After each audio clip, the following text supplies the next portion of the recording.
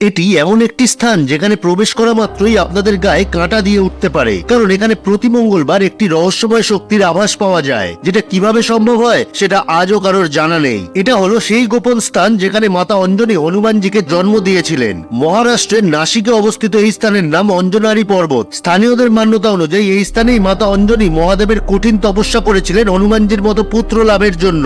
এখন সেখানে অঞ্জনী দেবীর একটি মন্দির আছে, আর এটি হলো সেই স্বয়ম্ভু শিবলিঙ্গ যেখান থেকে মহাদেব প্রকট হয়ে অঞ্জনী দেবীকে দর্শন দিয়েছিলেন। এই মন্দিরের ঠিক পাশেই আছে একটি গুহা, আর এই গুহার ভিতরেই হনুমানজির জন্ম হয়েছিল।